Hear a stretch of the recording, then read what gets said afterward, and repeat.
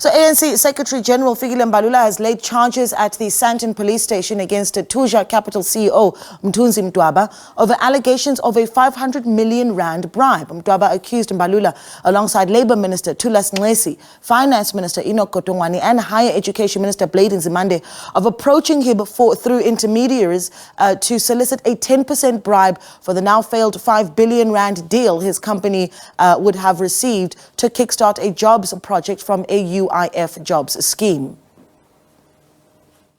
I have opened a case of crimen injuria and defeating the ends of justice against Mr. Mdwaba today because I want to make a clear statement on behalf of my family and the African National Congress. Let us encourage those with evidence of corruption to come forward, and when they do so, they must be protected. But equally, let us not tolerate the generalization of the crime that is corruption to a point where it can be used as slander, which has no physical consequences but erodes the dignity of another. I've never supported corrupt activities. In fact, I dare say I'm the first person to stand up in the National Executive Committee meeting of the ANC and point out that we have a Gupta problem. My name will not be associated with corruption. Renewal demands of us to take these allegations seriously to a point where we must not tolerate attempts to make light of corruption. It is in my considered view, and I remain steadfast in that my image and my dignity as a human being has been dented by these reckless and unfounded utterances by Mthunzi Mdwaba, which I categorically deny. It is further my view that this distasteful depiction violated my individual right to dignity as contained in the Constitution of our country. Secretary General of the African National Congress, they're responding to those allegations by that businessman Mdwaba, saying that he categorically denies those allegations. Let's get more details now. We're joined by SABC News reporter Samkele Maseko. Samkele, good morning to you. This is quite a concerning story. I mean, 500 million rand is quite a large amount. So big allegations being made here. These are big allegations being made by Mthunzi Mdwaba against the three ministers and ultimately the Secretary General of the African National Congress, who, by the way, has been the only one out of the three accused of wanting to solicit this 500 million rands bribe from this particular businessman who's come out, who's gone to the Sandton police station this morning, was categorically denied these particular allegations and even challenged Mr. Mthunzi Mdwaba to say, through PRICA, you are protected to open up a case. And also, why are you not opening up a case if you are alleging these particular allegations against myself, Kodongwana, Thuja Capital, and also Mthunzi Mdwaba on these particular allegations of wanting 10% out of this 5 billion rands deal that his particular company, Mthunzi Mdwaba, would have gotten from the Department of Unemployment and Labour within the country. You've also had the Minister of Labour, Thuja Capital, coming out and saying that these allegations are being made at a time where Mthunzi Mdwaba is being investigated by the Department of Labour and Unemployment within the country. But there is still no tangible proof on the table, either from Mr. Mbalula, from these three particular ministers, and from Mr. Mthunzi Mdwaba to say these are the intermediaries that were sent to me by these particular politicians to try and solicit this 500 million rands bribe. Fikile Mbalula even going further to saying that he put this particular agenda on the NWC of the ANC last week to say we need to discuss this UIF story, and questioning why would he put an issue on the agenda item of the NWC of the ANC if he is entangled in this specific corruption. But it's only their words against Mthunzi Mdwaba's words. There's no tangible proof as yet from any of these particular individuals in this tender scandal that has now been lit. I think why this is a particularly interesting story is that you also have the big political dominoes here that could possibly fall if these allegations are found to be true. We're talking about the finance minister. I mean, have we heard any response from his office? We've not heard anything from Minister Enoch Godongwane. I have tried to call him. I've not been yet successful to get hold of Minister Enoch Godongwane, but hopefully, knowing Madiba, he will reach out and say, Samkele, this is what's happening. This is where we are. If there is any substance to the specific story, but knowing Enoch Godongwane, he will wait until the 11th hour to say something. But we have heard from the Minister of Labour within the country, that is Thuja Capital CEO, who we are told is currently out of the country, that this specific matter, he and Mthunzi Mdwaba do have a relationship. They are at loggerheads currently in the department. There are allegations against him, Mthunzi Mdwaba. We don't know yet what those specific allegations are. Even Fikile Mbalula, the Secretary General of the ANC, does confirm that he does know Mthunzi Mdwaba, even when he was the Minister of Sports and Recreation in the country. When Mthunzi Mdwaba was a cyclist, he was a cyclist himself, as Fikile Mbalula. They would engage from time to time. Mdwaba would advise him on what to do, what not to do when cycling. So there is a relationship between the two. But Mbalula says there is no financial relationship between the two, and he's had no prior one-on-one engagements with Mthunzi Mdwaba to discuss any business relations. Also saying that if Mthunzi had intermediaries coming to him, he's got his number.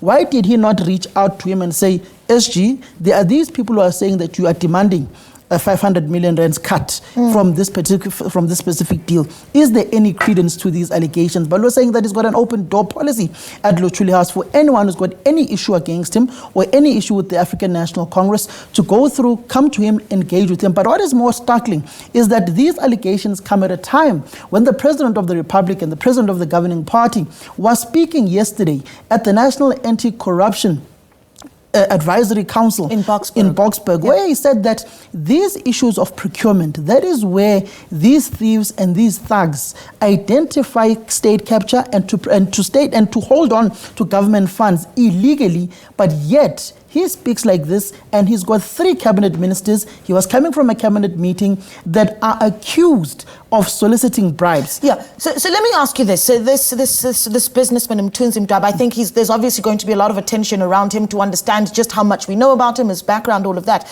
But I'm quite interested to hear if he has gone the route of taking any legal steps then against some of the ministers that are involved here.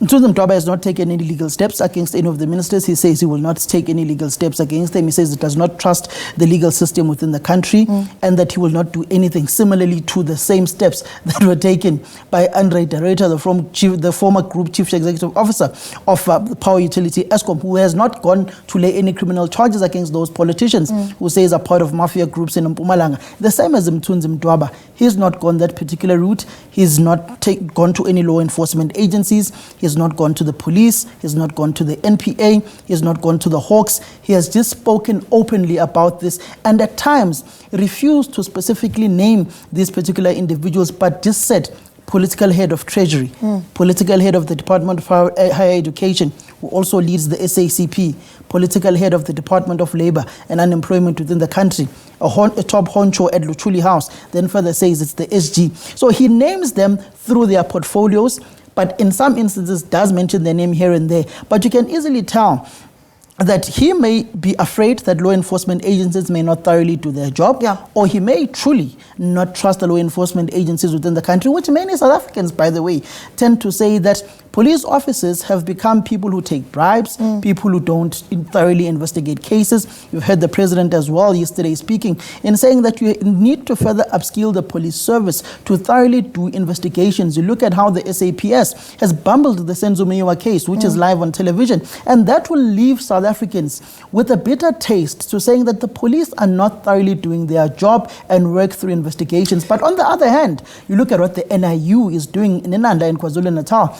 You can see him and his troops have picked up the game on that particular aspect. But on the investigations part, where most South Africans seemingly don't trust the police, that is where they are bumbling, and also the National Prosecuting Authority. Yeah, it's interesting because you talk about, leaving a bitter taste in South Africans' mouths, and we are essentially getting closer and closer to the 2024 national elections. It's a critical time. So what do these allegations then do for brand ANC as they hit the campaign trail? In true reality, brand ANC is battered, it's down. So when South Africans look at the brand African National Congress, they're associated with corruption. You just go to the letter that ANC president sent to ANC structures in the previous administration of the African National Congress, the 52nd National Executive Committee, where he says the ANC stands as accused number one when it comes to issues of fraud, corruption, money laundering and racketeering within the country. These allegations further banter and further dent the image of the African National Congress. Fikile Mbalula is saying that these allegations are not only battering him as an individual, not only battering the likes of Enoch Godongwana, the likes of Chula Singlis, the likes of Dr. Bladen Nzimande, they are also battering brand African National Congress and saying that if these allegations of people going out wanting bribes, that is not the African National Congress. That is instead individuals within the ANC whom are asking and taking and being involved in corruption. But in true reality, when Fikile Mbalula stands up and is accused of any wrongdoing, you just go to the State Capture Commission of Inquiry, you look at how a service provider within the Department of Sports and Recreation, where specifically at the Office of the Public Protector, allegedly paid for Fikile Mbalula's family trip to Dubai. And that further creeps in and gives credence to these allegations that politicians are involved with dubious business people and are involved in giving out procurement within government tenders dubiously to their business friends in order for them to benefit and to get their 10%. And it's not only within the African National Congress. You go to Ekurhuleni, the Nkululeko Dunga of the Economic Freedom Fighters. He was in a car crash in a car that belonged to a service provider recently. And that tells you of these schemes and relationships between tenderpreneurs, business people, and politicians. And it creates then a web of state capture and corruption within the country, which are some of the issues Chief Justice Raymond Zondo, speaking at the NCC yesterday, spoke extensively about the procurement systems, about state capture, about corruption, about business people being entangled in dubious dealings with politicians. And these allegations by Mthunzi Mdwaba are just another classic example of state capture and corruption allegedly still taking place within the government. And you also go further. Fikile Mbalula says that he was one of the first people within the South African politicians to stand up in the National Executive Committee of the ANC and to say, there is a problem. I was told I was going to be made a minister by a private family, the Guptas, saying that he was one of the first people to voice out on issues of state capture and corruption taking place within the country, and saying that he has no part in this, he knows nothing about it. People may go about branding his name, dropping his name wherever, just because he's the Secretary General of the ANC in order for them to benefit materially. But him, as an individual, has had no part in this. Well, he says that quite emphatically this morning. What happens now? What's the next step then for the Secretary General?